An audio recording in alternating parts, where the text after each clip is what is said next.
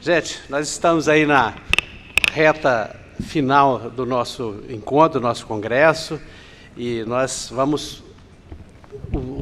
as nossas atividades para o final, parece que guardaram o melhor e o mais emocionante para essa reta final. E é isso que vocês verão que eu estou certo. Nós temos aqui hoje 3 pessoas ícones, 3 pessoas gabaritadas, capacitadas para nos ensinar sobre os temas que foram escalados. Não a simples seleção de temas e vai lá e fala, não, é porque vivem o que vieram falar. E se vivem o que vieram falar, sabem e trazem no seu tecido, no seu DNA, essa capacidade do fazer e do ensinar. Então é isso que nós veremos aqui hoje com essas 3 pessoas profissionais de larguíssima experiência. E eu tenho um prazer imenso de fazer a apresentação da nossa primeira conferencista, que é a professora Adélia Schwartz Benzaquem, que vocês já viram ela apresentada nesse congresso por N vezes. Não é pelo formalismo, é pelo respeito que eu tenho por essa profissional, minha amiga, é que eu serei formal no início da apresentação. A professora Adélia, ela trabalha com DST toda a vida. Não é que nem o jogador de futebol que sai de time em time. Um dia, nem o médico, um dia trabalha com hormônio, outro dia com infecção. Né? Não. A trajetória da doutora Adélia é uma trajetória firme no combate e no controle das DSTs. Isso é muito raro. Mas neste congresso aqui nós conseguimos ver e aprender com pessoas que têm esse perfil. E ela é uma delas. A doutora Adélia, essa trajetória de trabalho e de dedicação, fez com que ela galgasse todos os postos que nós poderíamos imaginar. Dentro da carreira acadêmica, doutora pela Escola de Saúde Pública do Rio de Janeiro, ela também, por mérito, muito trabalho, do ponto de vista de ajudar nas políticas públicas de saúde. Hoje é a nossa coordenadora do Departamento de Vigilância, o nome ficou comprido, eu tenho que ler. Prevenção e controle das infecções sexualmente transmissíveis, foi ela que lutou para a mudança, deixar de ser doença para infecção, HIV/AIDS e hepatites virais. E, para nós, ela está no comando desta grande rede, e que traz sempre uma mensagem de união de todos os grupos, porque as dissidências são comuns, não as dissidências pessoais, as dissidências de ideias, diferenças. Nas diferenças nós crescemos. E ela aproveita bem essas diferenças, tem uma capacidade imensa de nos aglutinar com as nossas diferenças. Então, o meu agradecimento público, professora Adélia, e eu espero que nós... Não fica, não. É merecido, Né? Então, vamos fazer uma tentativa de 20 minutos, cada uma? Vamos. Isso, a gente faz uma tentativa de fazer isso. Obrigada. Então, a tarefa que me foi dada é apresentar para vocês as atualizações do novo protocolo de manejo das infecções sexualmente transmissíveis. Como vocês todos sabem, o Ministério da Saúde, já tem alguns anos, trabalha unicamente com protocolos. Não são mais manuais, não são mais consensos, e essa mudança ela é extremamente positiva, sob o ponto de vista organizacional e sob o ponto de vista de normativo, programático, porque, com isso, os serviços e os profissionais passam, então, a utilizar, supostamente, né, todos a mesma forma de diagnosticar e tratar. Então, é disso que eu estou falando. Hoje tem uma instituição dentro do próprio Ministério da Saúde, chamada Conitec, que fica dentro da Secretaria de Ciências e Tecnologia, onde todo e qualquer modificação no protocolo tem que passar e ser aceito por essa plenária, que é muito bem representada, e, ao acontecer isso, todas as mudanças elas são incorporadas no SUS. Então, isso é o que eu acredito ser o mais importante, porque, ao serem incorporadas no SUS, elas passam a ser leis. Então, todas as vezes que o departamento resolve fazer um protocolo, como foi o caso há cerca de 2 anos atrás, que foi a primeira edição do protocolo clínico e diretrizes terapêuticas das ISTs, só um parêntese, faziam 10 anos, que não, mais de 10 anos, eu acho até, que o protocolo, o manual de IST não era revisto. E tem uma lei que diz que tem que ser revisto a cada 2 anos. Então, essa apresentação eu vou centrar apenas nas modificações que vão ser implementadas. Conforme eu já disse na abertura desse evento, do brasileiro, do nosso evento, a ideia é trazer as IST para o centro da resposta, junto com HIV, AIDS e hepatites virais. E, para isso, nós trabalhamos sempre com uma mandala. E essa mandala ela é muito emblemática para nós do departamento e para os gestores também, sob o ponto de vista de nos orientar, de dizer que nós temos como mote essa mandala para as questões da gestão pública. Desculpa. A mudança. O que determinou também essa mudança é uma questão política. Vamos mudar de nome para dizer que agora as IST têm importância no Ministério da Saúde. Então, quando você faz esse tipo de mudança, ele tem um cunho político por trás da mudança. Mas tem também uma questão técnica. Todos nós aqui da mesa temos que reconhecer que D é doença e I é infecção. E que as infecções sexualmente transmissíveis, quase todas elas têm um período assintomático e que nós não podemos denominar esse período assintomático de doença de D. Então, na verdade, ele também é um alerta para a população de que infecções leva a essa possibilidade de uma pessoa estar infectada e transmitir também o vírus ou as bactérias. Então, a ideia é muito mais centrada nisso e também retomando a questão do diagnóstico laboratorial. Porque, por muitos anos, nós simplificamos o diagnóstico e o tratamento das IST, e agora eu acho que nós estamos vivendo um novo momento. E é isso que esse protocolo traz, para além da modificação da terminologia de DST para IST. E aí, o principal problema, todo mundo já conhece, esse diapositivo é um dos mais antigos, eu acho, é a questão delas serem sintomáticas e assintomáticas, a grande maioria é assintomática.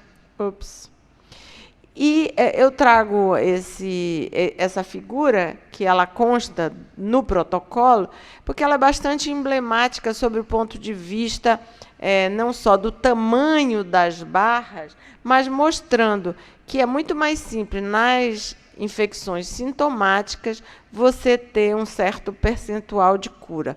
Por outro lado, as assintomáticas, vocês veem a última barra, leva a uma persistência da cadeia de transmissão muito maior do que o percentual de cura que acontece nas ISTs sintomáticas. Então, o PCDT, ele enfoca saindo, e não é nenhuma vez pronunciado mais a palavra abordagem sindrômica. Eu costumo dizer que é super bom você mudar de posição, né? Você evolui. Então, eu fui uma das principais defensoras, desde 1995, da abordagem sindrômica das DST. E agora eu defendo o manejo integral das ISTs. Então, esse protocolo ele trata esse manejo integral das IST assintomáticas, priorizando a questão do laboratório. Aqui vocês observam, não tá, vocês observam que estão citadas todas as ISTs que são assintomáticas ou que têm períodos assintomáticos na sua evolução. E aqui de lado, as recomendações todas que são feitas no PCDT com relação a essas IST. E aí as pessoas vão me perguntar, ela fica dizendo isso, mas não tem triagem para clamídia. Deveria ter, e é de obrigatoriedade de estados e municípios fazer isso funcionar. Nós, das ISTs, pouco temos relação com o HIV, que deveria ser mais próximo, na aproximação com as populações chaves. Nós temos que estar, e só para citar, o Ministério da Saúde considera populações chaves, homens que fazem sexo com homens, trabalhadoras do sexo, pessoas que usam drogas e pessoas trans. Temos também as populações prioritárias, que não vêm ao caso aqui, mas se pelo menos nós pudéssemos estar falando muito mais de IST em população-chave, eu acho que nós já daríamos um grande passo. Por outro lado, esse manejo integral das ISTs, ele classifica as IST sintomáticas com laboratório e sem laboratório. E, novamente, o laboratório tem um peso grande nos fluxogramas que acompanham todas as síndromes, mas sempre priorizando desde o laboratório mais simples ao mais complexo, que pode ser estabelecido no território onde vai se dar a aplicação desses fluxogramas. Um dos problemas que temos enfrentado é a questão da Neisseria gonorreia, da superbactéria. Eu acho que nesse evento, assim como todos os eventos últimos de IST, isso tem sido bastante enfocado. E é um problema persistente. Aqui, essa figura é bem interessante, que mostra, vocês veem, super antiga, né, onde se dizia que penicilina cura a gonorreia. E os mais antigos sabem que o tratamento era um monte de comprimido de ampicilina com probenicide que nós fazíamos numa dose supervisionada, os pacientes tomarem 7 comprimidos em dose única. E curava na época. Mas hoje o problema é diferente, assim como outras bactérias que estão sendo consideradas dentro desse movimento que fala sobre a resistência antimicrobiana, a gonorreia é uma das principais. Tem países na Ásia, principalmente, que já são resistentes a quase todos os antibióticos comercializados. E nós, no Brasil, temos uma história de fracassos sob o ponto de vista de montar rede de monitoramento da resistência antimicrobiana da Neisseria gonorreia. Então, depois de 3 tentativas frustras, nós conseguimos, no ano passado, e com os resultados esse ano, a doutora Maria Luísa Basso deve ter mostrado a vocês numa mesa hoje de manhã, os resultados da pesquisa nacional, que finalmente conseguiu ter uma amostra significativa e representativa das 5 regiões do país e o que mostrou com essas 584 isolados que foram representativos desse estudo, mostrar que nós temos, sim, uma alta resistência à penicilina e tetraciclina, isso nós já sabíamos, mas a alta resistência à ciprofloxacina. A Organização Mundial de Saúde, ela faz um ponto de corte onde, se temos uma média igual ou maior que 5% de resistência a um determinado antibiótico, é necessário, portanto, a troca desse antibiótico como política pública. E é o que está acontecendo com a ciprofloxacina. Mas, para além da cipro, a azitromicina já começa também a emergir como uma droga resistente à gonorreia. E aí, se nós podemos nos remeter à história do tratamento da gono, quando nós fazíamos sempre a indicação da monoterapia. Então, hoje, o que está discutido na OMS é que as recomendações para tratamento da gonorreia, elas não deva ser uma monoterapia em si, no mínimo uma duoterapia para o tratamento do gonococcus. E, felizmente, nós tivemos 100% de sensibilidade à ceftriaxona, e é isso que nós estamos recomendando no nosso PCDT, mas, para além disso, o Ministério da Saúde tem se articulado para que seja registrado no país a cefixima. Estamos nos articulando também para sermos campo da nova droga, que está sendo já está em fase 3, numa iniciativa do DNDi, para que nós possamos, então, também termos essa nova droga para o tratamento do gonococcus. Então, essa é a nossa recomendação. Para a questão do HPV, eu acho que já foi falado bastante, a Gorete teve uma fala de plenária. É preciso que nós, das ISTs, tratemos esse tema com muita, mas muita empolgação. A cobertura está muito baixa e temos que chamar para nós esse tema e levar isso para público e para todos os profissionais. No nosso departamento, o que nós enfatizamos também são as pessoas vivendo com HIV, que a vacinação não só é diferente com 3 doses, mas a faixa etária para meninos e para jovens adultos é de 9 a 26 anos de idade.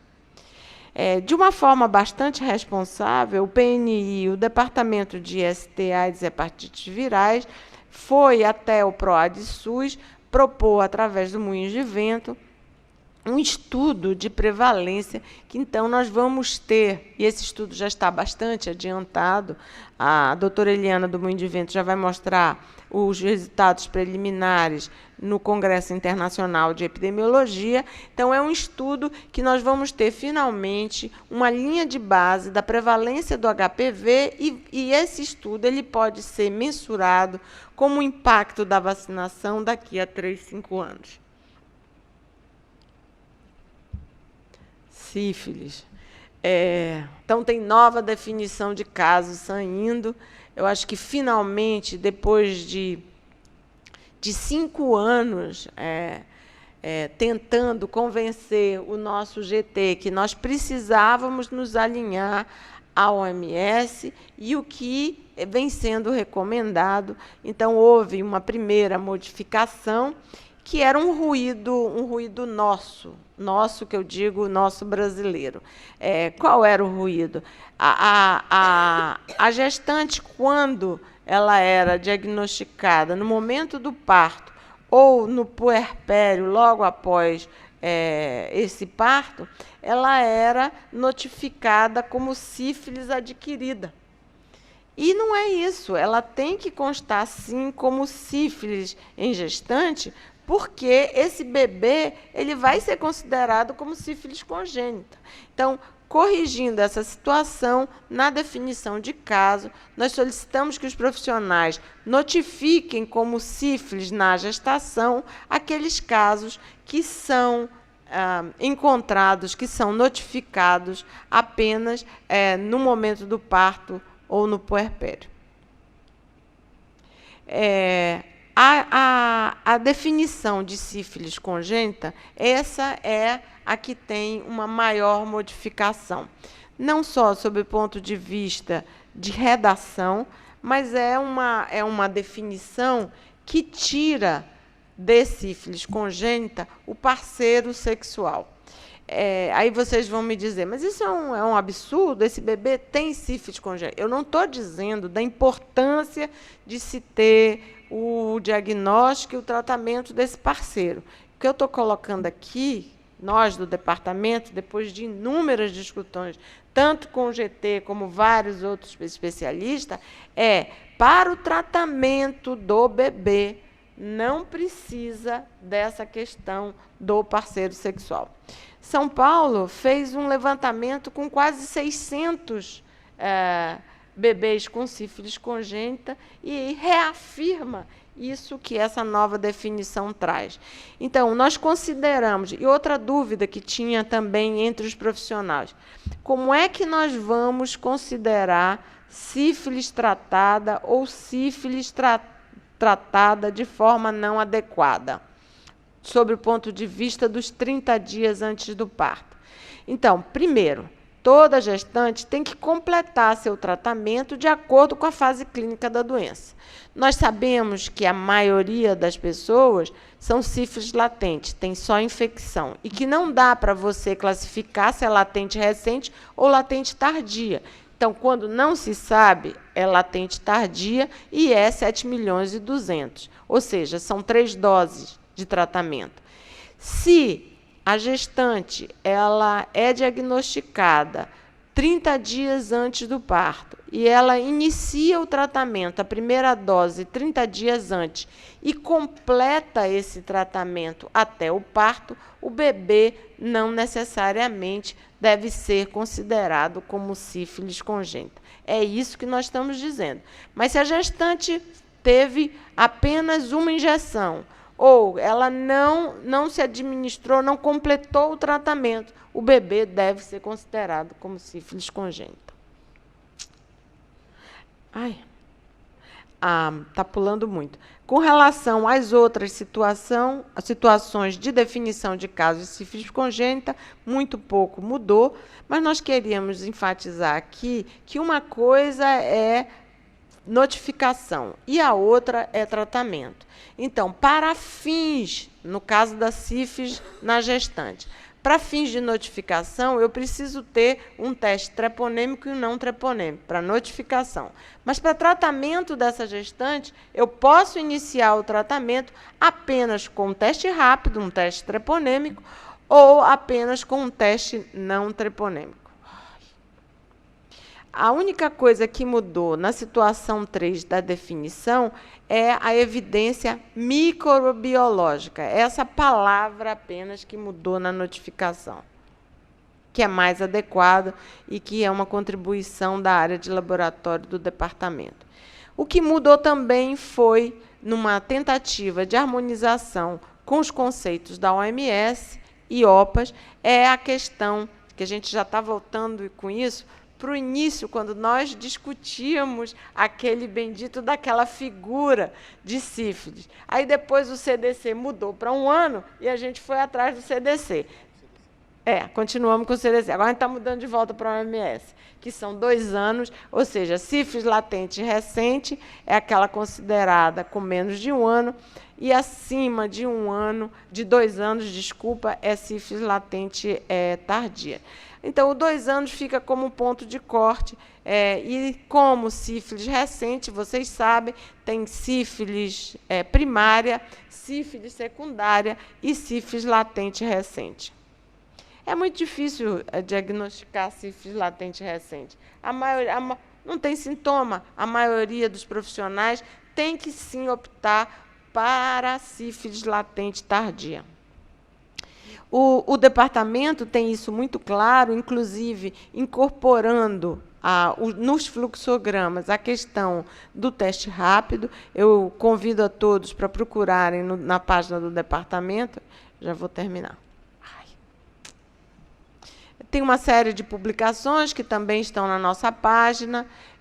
Então, em breve, não só o PCDT de infecções sexualmente transmissíveis vai estar online, mas também acabamos de revisar o PCDT de HIV em pediatria, PCDT de PEP, de manejo de adulto e, principalmente, o de transmissão vertical.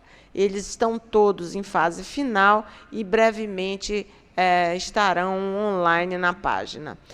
Convido a todos, então, para estarem no nosso congresso em Curitiba, que vai ser o Congresso de HIV/AIDS e Hepatites Virais, e também no Summit de Hepatite, que vai acontecer em São Paulo, de 1 a 3, que hoje acabei de ter uma conferência com Genebra e vários países. Nós já temos 9 ministros da saúde que estão confirmados para esse evento. Só para finalizar, eu queria agradecer muito a todo o corpo que compõe. Eu até me emociono de falar disso, porque é extremamente prazeroso trabalhar com essas pessoas no departamento. Mas, para essa apresentação, principalmente o Glaucio, a Lidiane e a Itana, que fizeram isso acontecer dessa forma, dentro do tempo previsto. A Lidiane e a Itana, além disso tudo, elas que organizaram para o Mauro a maioria das mesas no nosso Congresso Brasileiro. Obrigada.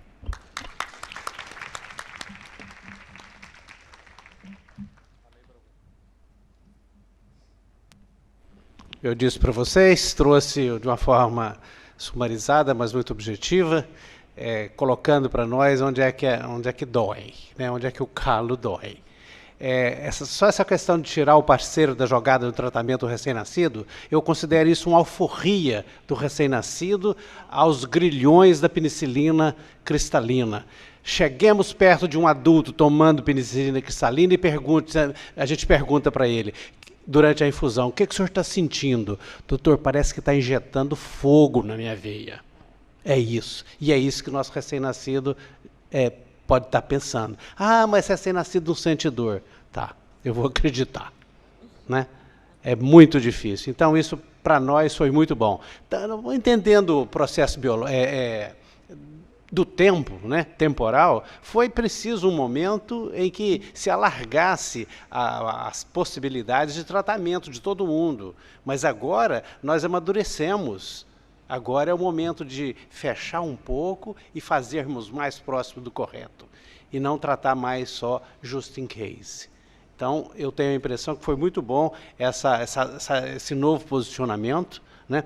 Esperamos com ansiedade muito grande que o Conitec trabalhe rápido para poder dar a devolutiva e o documento final ele ser liberado para que a gente passe a usufruir e sermos pensionistas mesmo dessas modificações e desses progressos que o seu grupo, você junto com o seu grupo, nos possibilitou. Eu sou testemunha do trabalho insano que essas meninas têm, o menino não está te diminuindo não, viu?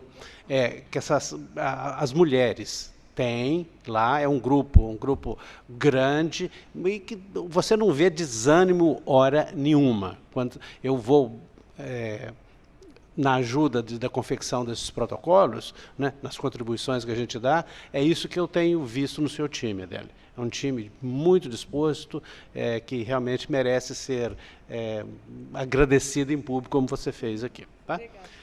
Isso.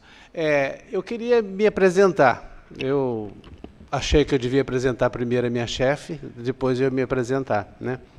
Meu nome é Geraldo Duarte, eu sou professor do Departamento de Ginecologia e Obstetrícia da Faculdade de Medicina de Ribeirão Preto. Trabalho no norte do estado de São Paulo, numa fazenda grande que tem lá, faz um calor danado.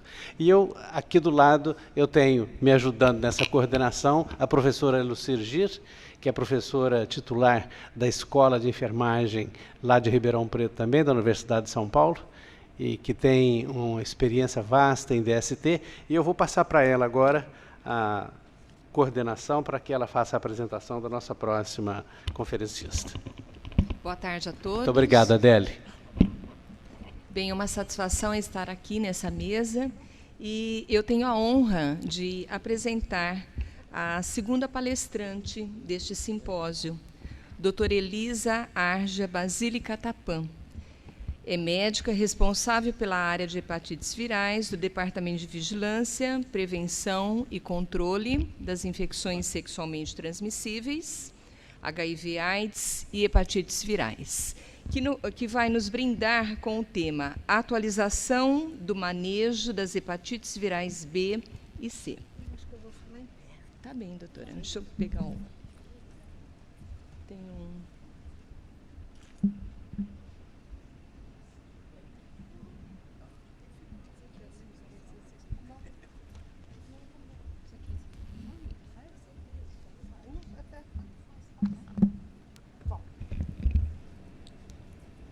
Boa tarde. Eu sou Elisa, lógico. Eu sou médica aposentada no Serviço Público de São Paulo. E, como o professor Geraldo disse, a gente vive intensamente o nosso trabalho. E eu posso dizer que eu vivi em dobro, porque eu tive hepatite C e, graças ao trabalho do nosso departamento com a incorporação dos novos antivirais, eu tive a oportunidade de sarar. E aí eu continuo fazendo o mesmo trabalho, porque a chance que eu tive, depois de 19 anos de ter hepatite C, de ter curado, mudou totalmente a minha perspectiva de vida. Eu tinha me conformado a não sarar e viver com isso para sempre, que depois de tanto tempo, tentei 2 tratamentos, e depois que eu sarei, é como se tivesse saído uma nuvem da minha cabeça, algo que me dava que a minha visão não era tão clara quanto agora, e tudo mudou. Então, essa mesma sensação, eu sei que vários outros pacientes de hepatite que trataram com os DA tiveram, eu me empenho para que muito mais pessoas acometidas de hepatite C possam ter a chance que eu tive. Bom, eu vou falar de hepatite B e C. Qual que é o grande problema da hepatite B e C? Grande parte, quando a hepatite não provoca icterícia no paciente, ela passa como uma doença silenciosa. Pera. Ixi, um instantinho só.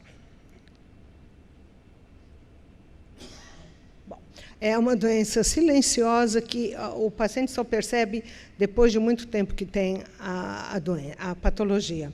Então, o nosso departamento tem um tempo mais ou menos de 15 anos, né, de ação inserida no SUS, passou por uma série de modificações e agora a gente está num caminho de maior estrutura, de maior organização e com remédios que possibilitam um melhor tratamento, um tratamento muito mais eficaz do que se tinha até então, quando a gente fala de hepatite C. Infelizmente, o mesmo se aplica para B. Opa! Bom, cenário epidemiológico. O que a gente observa? Que a hepatite B ela tem uma concentração muito maior nos estados do Sul e Sudeste. Pode ser vários motivos, várias explicações, pode ser pela rede de pontos de atendimento, que é muito maior, pode ser pela origem da população, que é a origem europeia, e, por uma série de motivos, ela está concentrada na região Sul, Sudeste e depois Centro-Oeste. Quando a gente compara, fazendo comparativo de 2 gráficos de hepatite B, da detecção segundo faixa etária, o que a gente observa? Que a hepatite B está numa faixa etária atualmente maior entre as pessoas de 40 a 49 anos. Por quê? Porque essas pessoas não receberam vacina, que tem, em média, 19, 20 anos de implantação, e que também não adotaram os métodos de prevenção adequados, por uma série de motivos, como o paciente não percebe que tem hepatite, nem que está transmitindo, a doença continua se espalhando, principalmente numa faixa etária maior. Aqui a gente vê os pontos roxinhos, é onde tem os ambulatórios, os SAIs. E a difusão da hepatite B no Brasil, que é bastante razoável, tem bastante casos, mas os pontos de atendimento estão muito mais concentrados na região Sul, Sudeste e Centro-Oeste. Opa! Bom, agora hepatite C. O que a gente observa? que até 2015 a gente não tinha um estudo de prevalência da hepatite C feito nas capitais, porém, a partir de 2015 foi publicado um modelo matemático, um trabalho encomendado pelo departamento, e o que a gente observa? Que de acordo com os dados que estavam no Sinam, foi feito esse modelo, e concluiu-se que teria de 1,4 a 1,7 milhões de pessoas infectadas, sendo também concentrado maior na região sul e sudeste, com certeza pelo maior acesso ao diagnóstico e uma estrutura de atendimento mais ampla. Hepatite C, o que a gente observa? Mais frequente em homens, a partir da faixa etária dos 35 anos e até os 20 anos, não tem tanta hepatite C. Por quê? Porque ela começou a ser diagnosticada a partir de 93. O seu agente só foi identificado em 89 pelo Dr. Show. E agora, com as medidas que a gente tem adotado de aumento dos esclarecimentos de campanha, os pacientes começaram a procurar os serviços. Nós promovemos aumento de testagem, com a introdução do teste rápido, facilitou muito o acesso dos pacientes, e as mudanças no protocolo propiciaram um aumento de pessoas notificadas. Ainda o número é insuficiente. Nós temos, até o momento, no boletim desse ano, 320 mil pessoas notificadas de hepatite C. Aqui é como se distribui a hepatite C no Brasil, e também a gente observa maior concentração, região sul, sudeste, principalmente. O manejo. Conforme a doutora Adele disse, antes os PCDTs ficavam muito mais tempo para ser atualizados. Atualmente, a gente está atualizando mais rapidamente. Por exemplo, de PCDT de hepatite B, que foi publicado o ano passado, nós temos planejamento de revisá-lo entre o final desse ano e o começo do ano que vem. Por quê? Porque nele não estão incluídos vários tópicos que precisam estar presentes para a gente realizar um adequado enfrentamento das hepatites no Brasil. O PCDT revisado de hepatite C está para ser publicado agora no final desse mês. E o PCDT e o Manual Técnico de Diagnóstico já está atualizado para 2017. É todo um trabalho contínuo. Aqui. Qual é o único jeito de não ter hepatite B? Vacina. E o segundo, método de prevenção, caso a pessoa ainda não tenha sido vacinada. Tirando isso, não tem como evitar a hepatite B se a pessoa não for vacinada ou não usar métodos de prevenção. Quais os métodos de prevenção? Exatamente os mesmos usados no HIV, porque também além da transmissão sexual, existe a transmissão intrafamiliar, que é através de compartilhamento de material pérfuro cortante.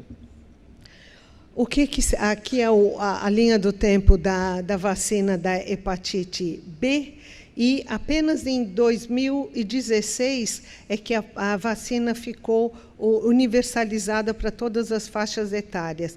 E, com isso, essa não cobertura, pessoas que tinham mais de 49 anos, causou o seguinte gráfico. Por exemplo, aqui é a cobertura vacinal da vacina da hepatite B. O que a gente vê? Que a população mais velha está totalmente exposta. E essa população tem que ser estimulada a comparecer ao posto de saúde para ser vacinada em 3 doses. A primeira, 30 e 180 dias. É muito importante a administração das 3 doses para que o paciente tenha a proteção adequada, que é a vacina, é o único jeito de não ter hepatite B, caso seja exposto. O que a gente percebe? Esse mês de julho, que é o mês das hepatites, o dia 28 de julho, especialmente, vai ser o dia de um start de uma campanha sem tempo definido de duração, onde será oferecida para toda a população, independentemente da faixa etária, o acesso à vacina de hepatite B. Houve tempo que teve problema com a produção da vacina, o laboratório teve problema com a Anvisa, mas agora está totalmente regularizado. Esse ano foram importadas 22 milhões de doses, ainda existe, da compra desse ano, 12 milhões de doses para serem utilizadas até o fim do ano, então não vai ter problema nenhum de vacinar toda a população que assim o desejar e que for estimulada para tal. Sendo que tem a possibilidade de antecipar, tem todo o empenho de uma compra de mais 36 milhões de doses, caso necessário, que pode ser antecipada. Então, por favor, todos vocês estimulem todos a procurarem a rede de saúde. Não tem campanha especial, nada. Porém, no mês de agosto também vai ter uma intensificação da vacinação para as crianças, e é um bom momento para os familiares, os vizinhos e amigos irem ao posto de saúde para receberem a vacina. É muito importante, é uma epidemia silenciosa que o paciente só percebe que está com hepatite C ou B, tanto faz. Da C vai fazer o diagnóstico na rede e da B vai tomar a vacina para que depois não tenha que evoluir com cirrose, hepatocarcinoma. E essa aqui é comparando 2007, do mesmo jeito do outro gráfico. Se a gente for superpor os dois gráficos entre a detecção da hepatite B, com esse gráfico e a vacina, eles combinam igualzinho, parece que se sobrepõem. Quer dizer, toda a população que não foi vacinada ao nascer está exposta. E mesmo algumas crianças que não foram vacinadas, elas continuam expostas. Portanto, todos devem ser estimulados. Mesmo que o paciente fale, porque eu tomei uma dose, e não sabe dizer quando, ele deve procurar o posto e tomar as 3 doses de novo. Essa é a orientação do PNI. Tomou uma dose, passaram-se muitos anos, é como se nunca tivesse vacinado. É muito importante que o paciente esteja consciente disso. Opa! Bom, eu vou dar uma apurada, porque não vou dar tempo de falar tudo. Então, acesso ao tratamento de hepatite B, tem atualmente 29 mil pacientes em tratamento. O ano passado, nós revisamos o PCDT de B e foram feitas várias mudanças, entre as quais todo o interferon convencional foi substituído pelo PEG-interferon, de maior facilidade de aplicação, uma vez por semana.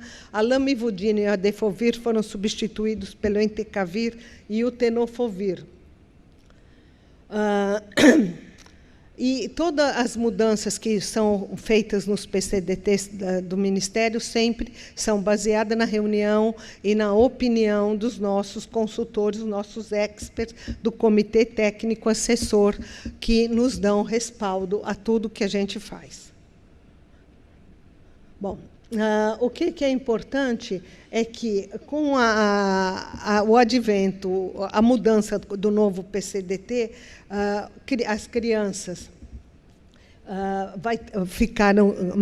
se manteve a lamivudina para as crianças e os adolescentes, apesar de, para o adulto, ter sido substituída pelo tenofovir e o entecavir. Tinha algumas lacunas que não estavam incluídas, como tratamento nos pacientes imunodeprimidos, que nesse também já estão incluídos. Agora, quando tem consulta pública, é muito importante que todos participem com sugestões de preferência com embasamento, e elas são ouvidas e sempre são incluídas desde que tenham respaldo. Hepatite C.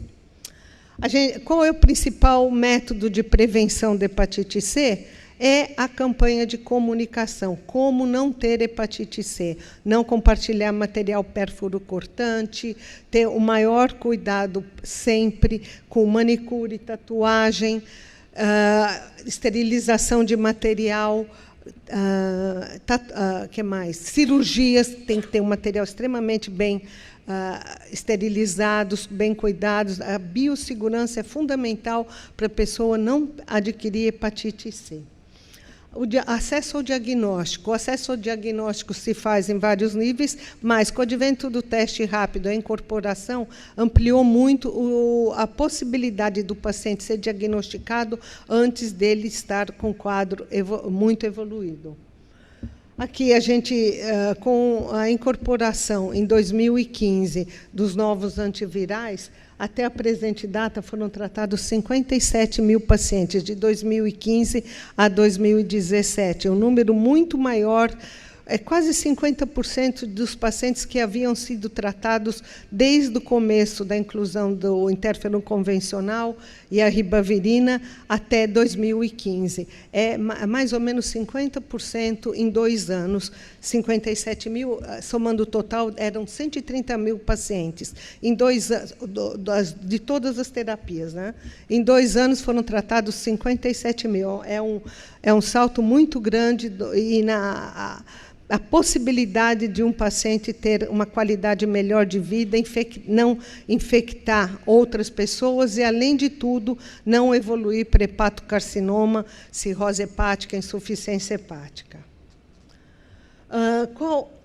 Deixa eu passar um pouco. Qual é a coisa mais importante que a gente fez nesse PCDT? A gente ampliou o acesso. Até então, para o paciente ser tratado de hepatite C, ele deveria ser F3, segundo a classificação de Metavir, que é cirrose avançada, ou F4, que é fibrose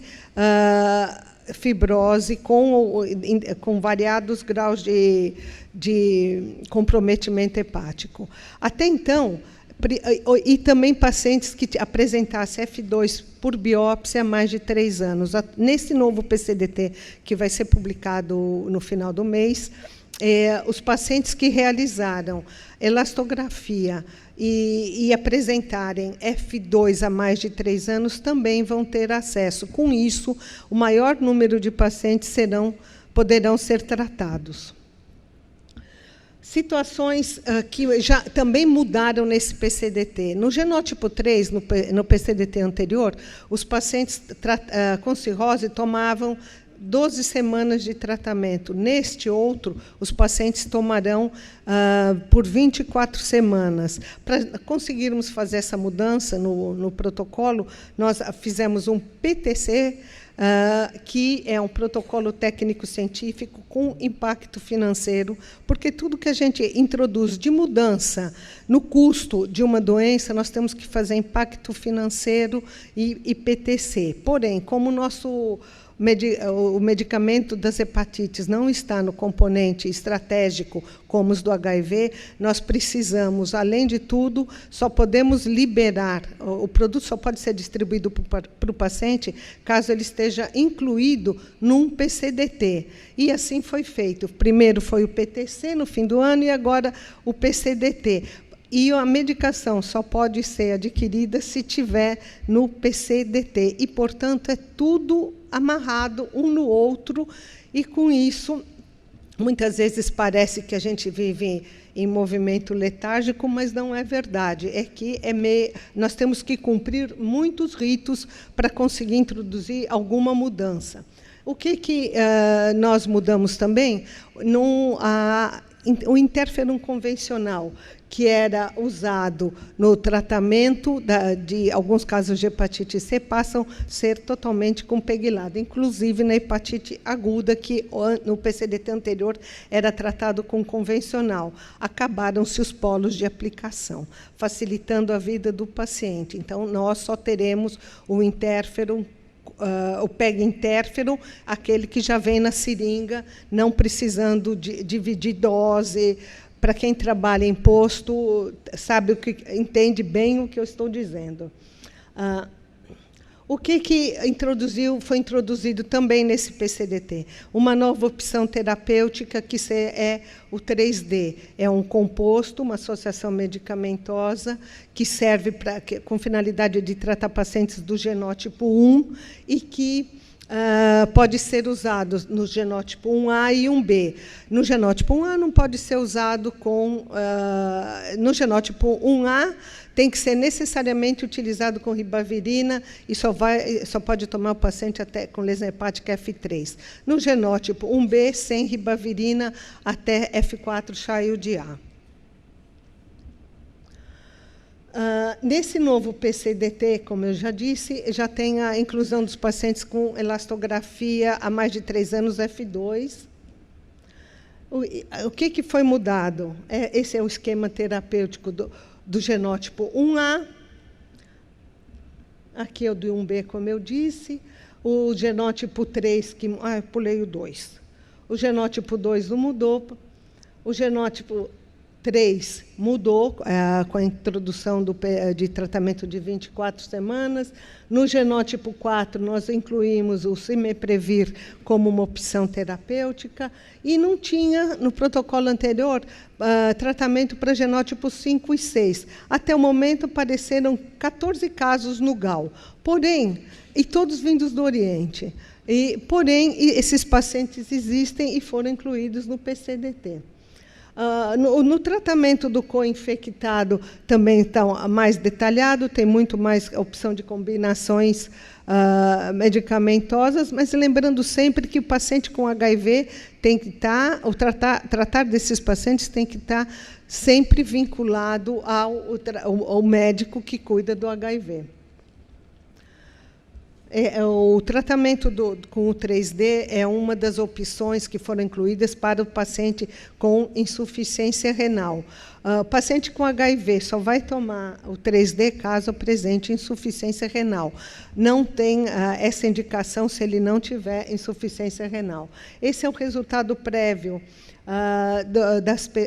de um levantamento feito pela Sociedade Brasileira de Infectologia e que mostrou a distribuição dos genótipos no Brasil e com resultados parciais bons, principalmente para o genótipo 1. E agora nós estamos começando a fazer o cruzamento dos bancos para a gente obter os dados desses 57 mil pacientes que receberam a medicação. Por que começando? Porque é algo muito complexo, porque temos vários sistemas e não são integrados. Então, nós estamos na busca de uma solução. Como a doutora Adélia disse, para a gente conseguir fazer qualquer modificação, nós temos que seguir. Essa é a linha do tempo de mudança de um medicamento, da sua durabilidade. Tudo que a gente faz é baseado nessa lei. E esse é a nossa rotina. Nós temos que cumprir todas essas etapas para a gente conseguir publicar um PCDT, comprar um medicamento. E agradeço, obrigado pela atenção, lembrando que vai ter o congresso de DST, como a doutora Adélia disse, e o Summit. Obrigada. Obrigada, doutora Elisa, pela brilhante explanação, né? Abordando temas tão importantes acerca desses 2 agravos, hepatite B e C. Obrigada.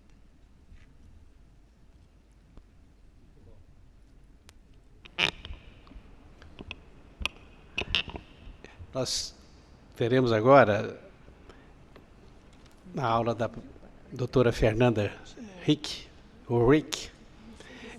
A Fernanda é uma das profissionais que também atuam lá no Departamento de Vigilância, Prevenção e Controle das ISTs, HIV/AIDS e hepatites virais. Está incorporadíssima no time da ADL e é responsável pela área de assistência e tratamento. pessoa que, nas reuniões, nas discussões desses protocolos, tem uma ação fundamental pelo conhecimento que detém e pela facilidade que tem de ver, de articular também internamente nas discussões as nossas diferenças e poder tirar proveito de todos os conhecimentos, de todas as opiniões que são, eventualmente, parecem ser à primeira vista opostas, mas não, que na realidade essas diferenças, como eu disse no início, elas nos fazem crescer, né? Então, Fernanda, vamos lá então? Você é alta, não tem problema.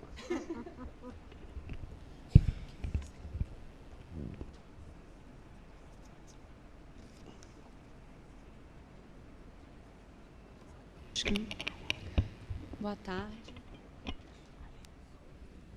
Boa tarde. Gostaria de agradecer ao convite, por poder estar nessa mesa tão honrosa e respeitada, com pessoas tão importantes. Bom, já fui apresentada, eu sou Fernanda, sou responsável pela assistência e tratamento, e venho hoje apresentar algumas das atualizações dos PCDTs de adulto e de criança e adolescente. Eu não tenho nenhum conflito de interesse. Eu vou fazer a minha apresentação, primeiro fazendo um panorama da epidemia do Brasil, explicando como que se faz um PCDT e finalizando com as novas recomendações. Bom, essa é a nossa situação mais atual, onde nós temos quase 1 milhão de pessoas infectadas pelo HIV, pessoas vivendo com HIV.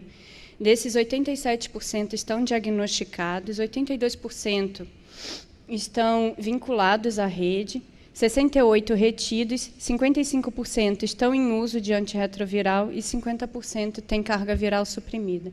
Esses são dados de 2015, a gente está fechando os dados de 2016. Esses são os dados mais atuais que a gente tem agora para apresentar. Porém, já em 2017, a gente passa 500 mil de pessoas em uso de antirretrovirais. Então, a gente vê que desde 2013, quando a gente faz a estratégia de testar e tratar, a gente vem aumentando relativamente bem o número de pessoas em uso de antirretrovirais. Apenas nesse ano a gente já teve mais de quase 3% de aumento em relação ao ano passado. Lembrar que ano passado houve um pouco de atraso, porque muitos profissionais, com o anúncio da chegada do dolutegravir, retardaram o início da terapia dos seus pacientes, deixando para 2017. A gente tem uma epidemia que é concentrada em populações jovens e, principalmente, em mulheres trans, em HSH e usuários de drogas e mulheres prostitutas profissionais do sexo. Deixa ele passar rápido.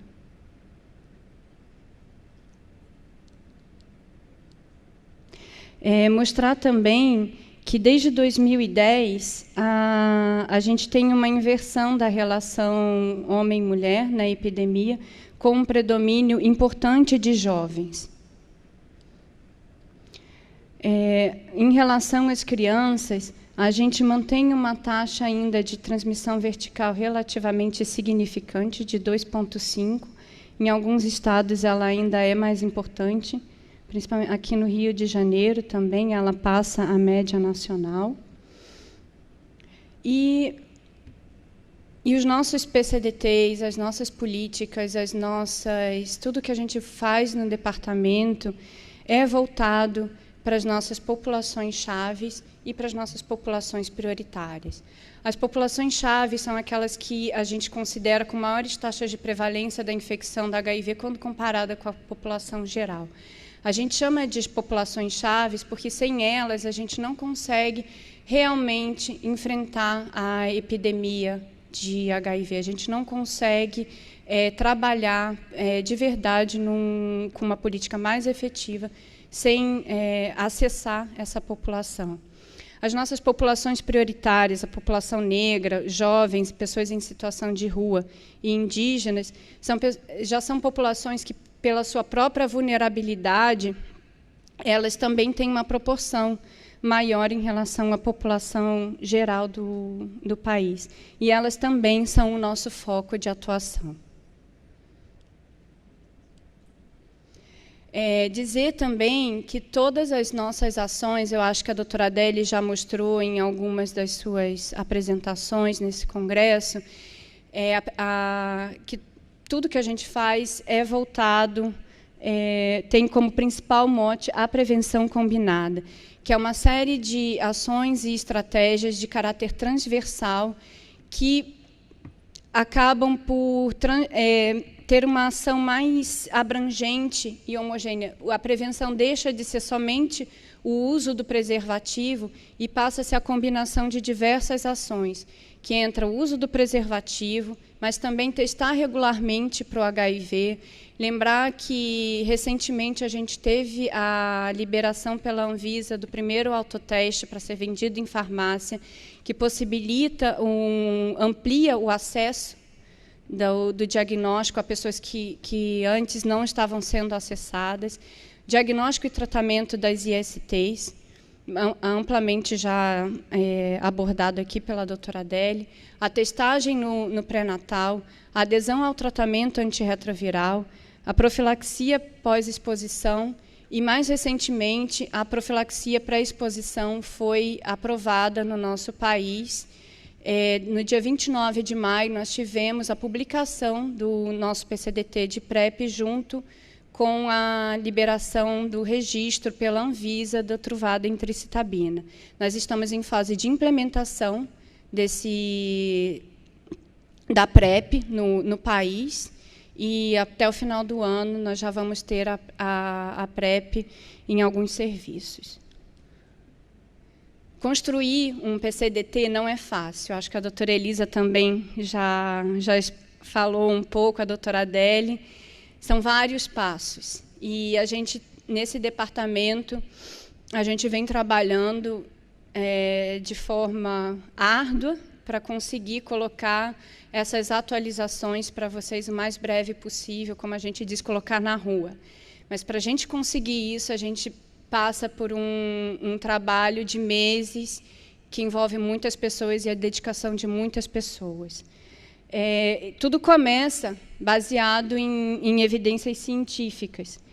Com a proposta elaborada, com o que seria o melhor dentro do que é melhor cientificamente dentro do nosso orçamento, nós levamos para a Conitec. A Conitec avalia em 2 instâncias e ela vai para a consulta pública. Depois da consulta pública, nós apresentamos os resultados da consulta pública, incorporamos ou não as contribuições de acordo com as nossas possibilidades e, com o aval da Conitec, nós podemos publicar o PCDT, ele sai em diário oficial, e, a partir dessa publicação, nós temos 180 dias para implementar as inovações propostas no PCDT. Então, o PCDT ele é sempre um equilíbrio entre o orçamento, o que há de mais novo, o que há de melhor, a sustentabilidade dessa nova política, dessa nova tecnologia, e que vá de acordo com as nossas políticas públicas. Acho que eu tenho que virar para cá. Atualmente, a gente está atualizando 6 PCDTs. 2 deles já estão publicados, que é o PCDT de PrEP, de criança e adolescente. O PCDT de PEP, de pós-exposição, adulto e transmissão vertical, finalizaram a sua fase de consulta pública e deverão ser apresentados na Conitec agora no início de agosto. O PCDT de IST também já está em fase de revisão e já vai ser brevemente atualizado. Esse é o novo formato dos PCDTs, já para vocês começarem a tomar intimidade com layout. Dos PCDTs de adulto, Algumas das incorporações já são conhecidas pela maioria de vocês. A gente, desde de janeiro desse ano, a gente tem o dolutegravir disponível para início de tratamento e como medicação de resgate. É uma medicação de dose única, com melhor tolerabilidade, maior barreira genética. A gente amplia o darunavir para a segunda linha. A gente consegue o HLA B5701 para os pacientes que deverão usar abacavir, e a gente exclui a didadosina, o saquinavir e o fosamprenavir da nossa lista de medicamentos. Então, fica tenofovir, lamivudina e dolutegravir como esquema inicial, preferencial de tratamento. Na impossibilidade de usar o tenofovir, a gente propõe o abacavir, mediante do teste negativo para o HLA, e o efavirenz entra como esquema alternativo para os pacientes que não puderem usar o dolutegravir, que são raríssimos casos. Tratados com tuberculose, o esquema inicial preferencial continua sendo tenofovir, lamivudina e efavirenz, para a maioria dos casos, os casos que não têm gravidade. A gente ainda não tem estudos de segurança suficientes para propor o dolutegravir como tratamento de tuberculose. A gente está aguardando a atualização a publicação dos estudos. O tenofovir com lamivudina e raltegravir ficaria indicado para os casos de tuberculose grave, que são os pacientes com CD4 menor que 100, ou com presença de alguma infecção oportunista, ou pacientes que estejam internados ou com alguma doença grave, ou com TB disseminada. Vale lembrar que os pacientes com tuberculose devem fazer genotipagem pré-tratamento. A ideia de se fazer essa genotipagem é para você otimizar o tratamento e orientar esquemas mais efetivos. Lembrar que a gente tem uma taxa ainda relativamente significativa de resistência primária ao efavirenz. Então, são pacientes que a gente não pode se dar ao luxo de perder por algum esquema que não esteja adequado. Então, eu faço aqui um apelo de sempre lembrar das gestantes, das crianças e dos pacientes com tuberculose para se fazer a genotipagem pré-tratamento. Esse é um resumo do que fica como nosso tratamento inicial, o dolutegravir, o efavirenz para tratamento da coinfecção com TB, raltegravir para TB em casos graves. Esquemas alternativos seriam o efavirenz para os pacientes que não podem usar dolutegravir. Os esquemas com raltegravir vão ficar para os casos de intolerância a efavirenz, e os casos que não podem usar, que tenham alguma contraindicação ao dolutegravir em resgate, e gestantes a partir da 14ª semana. A gestantes está no PCDT de transmissão vertical, que a gente não está abordando aqui nessa apresentação, mas é um PCDT que está saindo da consulta pública, então, brevemente, eu acho que essa informação vai estar publicada para vocês. Os inibidores de protease. A gente passa o atazanavir para esquema preferencial. O darunavir fica como esquema alternativo. Recentemente, a gente fez uma nota técnica solicitando o switch do lopinavir para atazanavir. E o darunavir também passa a compor o esquema de segunda linha, esquema alternativo para inibidores de protease. Lembrando que isso é uma escolha por conta do lopinavir já ser considerado uma droga relativamente obsoleta pelos seus efeitos colaterais, pelas suas comorbidades relacionadas, pela sua difícil posologia, quando comparado com as outras drogas que nós temos disponíveis de inibidores de protease. Algumas recomendações mais específicas do dolutegravir, porque é uma droga nova, que os prescritores ainda estão se adaptando. O dolutegravir, quando usado com a etravirina em esquemas de resgate, deve sempre vir acompanhado do inibidor de protease. Nesse caso, não precisa ajustar a dose do dolutegravir. Caso não possa ser utilizado inibidor de protease, a gente recomenda utilizar o raltegravir. Pacientes com resistência prévia ao raltegravir em esquemas de resgate devem usar o dolutegravir em dose dobrada. O mesmo também para os pacientes em esquema de resgate com tipranavir ou efavirenz. Pacientes que fazem uso de metformina devem ajustar a dose da metformina, não ultrapassando o máximo de 1 grama por dia de metformina. O dolutegravir com anticonvulsivantes e antiarrítmicos esses pacientes devem ser revisados, e a carbamazepina, a oxacarbamazepina e fenitoína são contraindicados. Se você não puder trocar o anticonvulsivante, você não deve utilizar o dolutegravir. Nesse caso, você pode usar o raltegravir. Para as crianças e adolescentes, lembrar que esse PCDT ele traz algumas mudanças no tratamento, mas ele traz, muito importante lembrar que ele traz também mudanças na sua abordagem, na sua compreensão. Traz uma releitura, ele fica mais simples, ele fica mais acessível, com uma fácil abordagem para a equipe multidisciplinar. No PCDT de PEP, de profilaxia pós-exposição, a gente aborda os casos de crianças que sofrem abuso sexual, violência sexual. Então, aqui também faço um apelo aos pediatras que nos ajudem. É quase uma quebra de paradigma, a gente assumir que isso ocorre, que isso existe, colocar num PCDT e assumir essas crianças e cuidar dessas crianças também.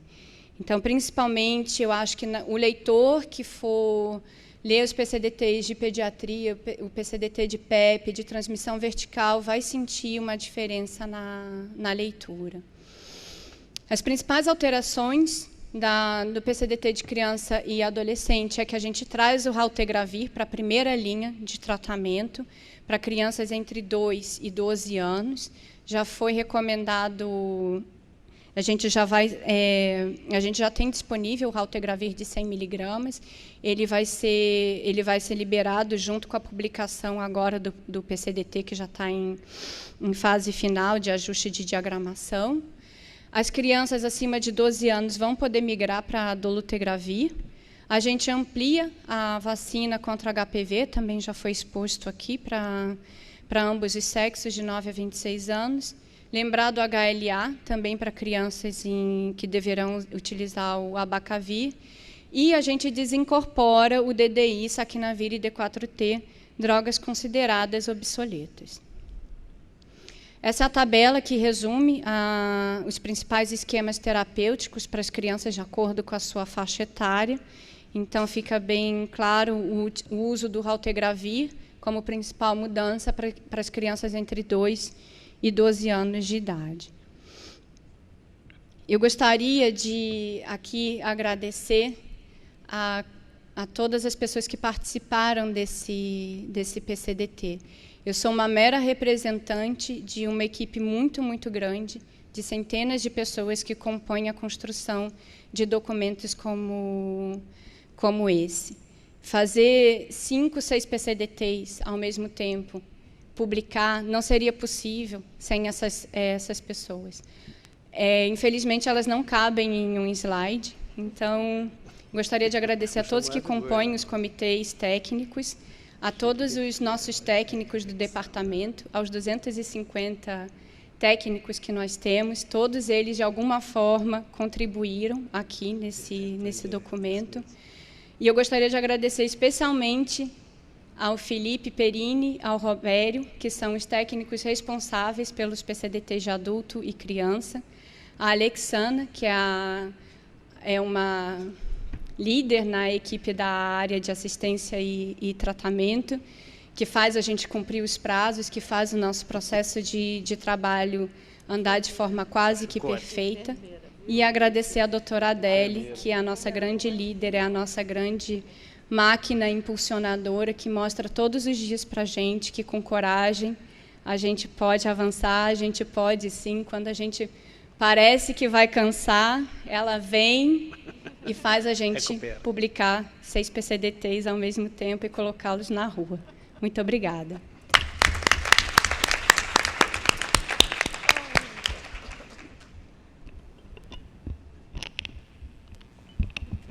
Isso. Gente, como eu prometi, vendi, entreguei. 3 exposições maravilhosas, contemporâneas, falando das mudanças, das promessas.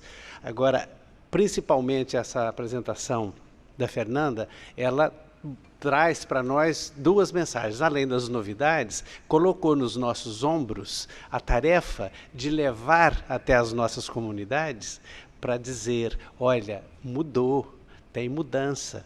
Vamos olhar lá no PACDT, porque tem mudança. Nós sabemos que a capilarização do conhecimento é um dos negócios mais difíceis.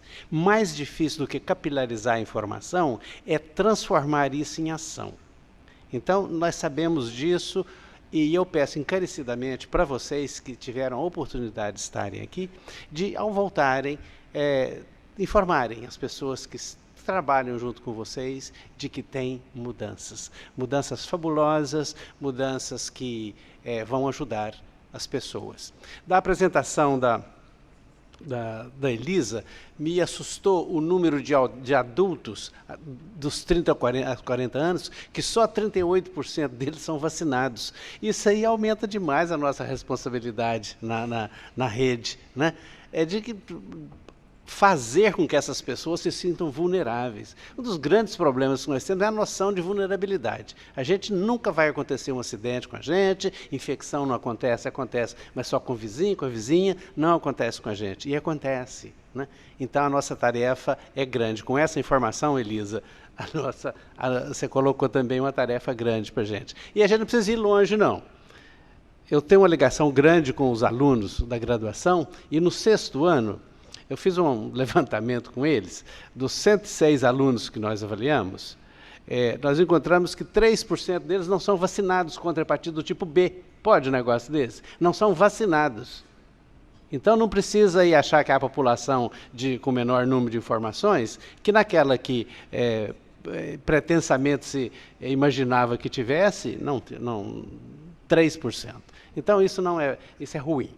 A outra coisa é que quase a maioria deles, 68% deles, não foram verificar se a vacina funcionou.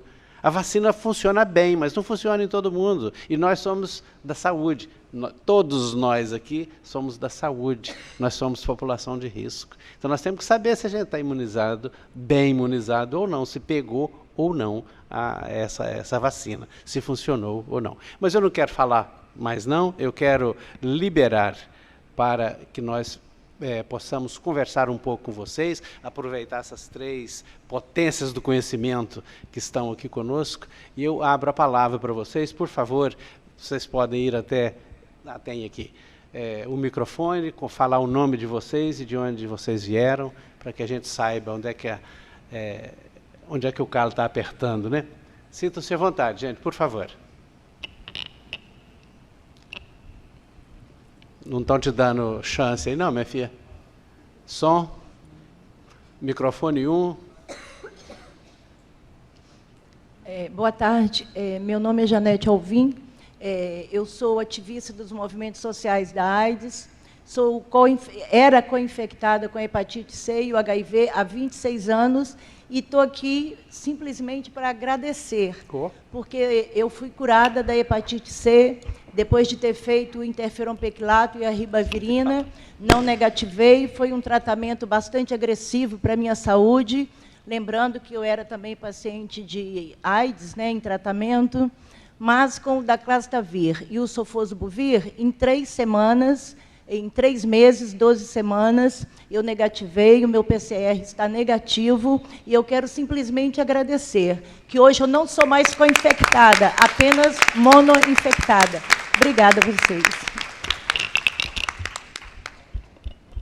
São esses depoimentos que nos movem a continuar trabalhando. Eu acho que é sempre emocionante, assim como a fala da Elisa, e sempre como a sua fala, testemunhando que os medicamentos que são distribuídos pelo nosso SUS, nós não podemos esquecer disso. Nós somos um país que, logo que esses medicamentos foram lançados, eles foram incorporados no SUS e mais de 60 mil pessoas tiveram acesso a esse tratamento. E é bom dizer que está sendo comprado para esse semestre mais 25 mil tratamentos.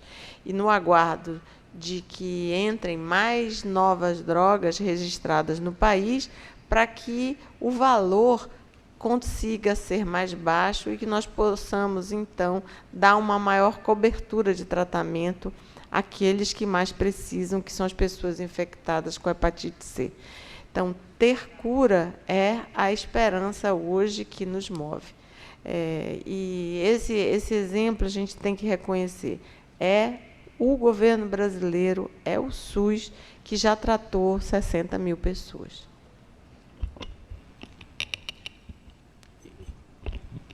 Não é correto, não, mas durante as apresentações a gente ficava tão motivado que a gente fofocava aqui, né?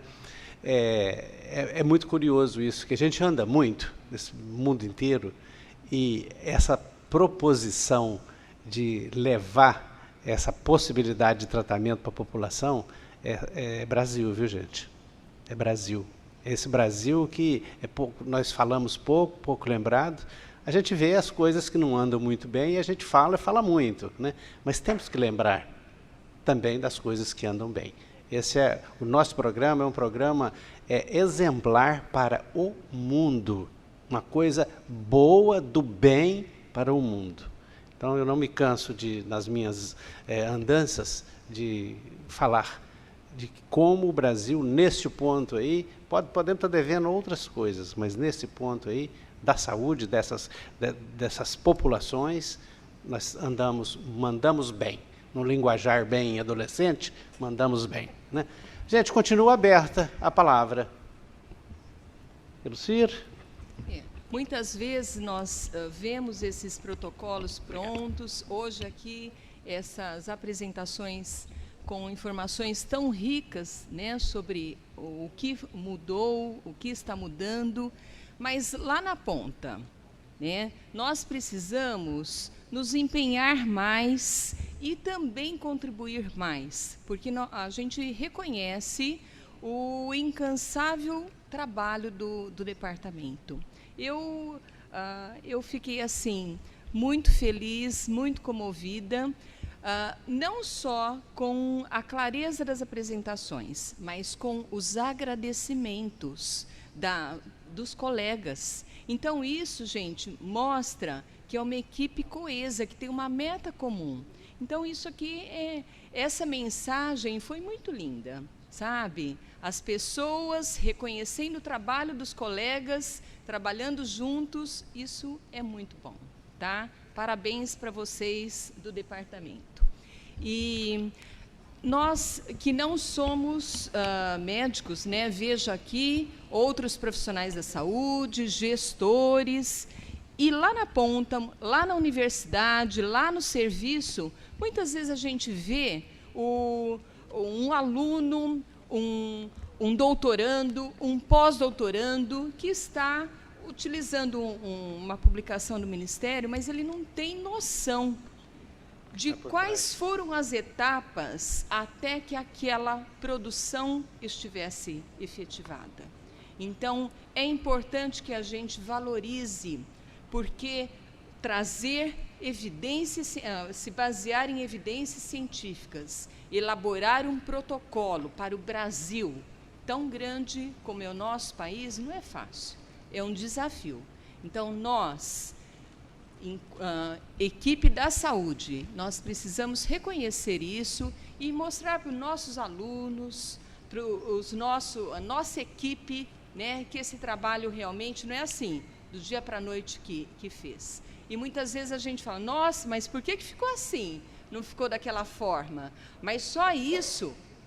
Então, A gente tem essa responsabilidade de compartilhar essas dificuldades, esses desafios que são enfrentados para que se chegue nesse ponto, esse encontro do departamento, e que nós temos o privilégio de receber tudo isso.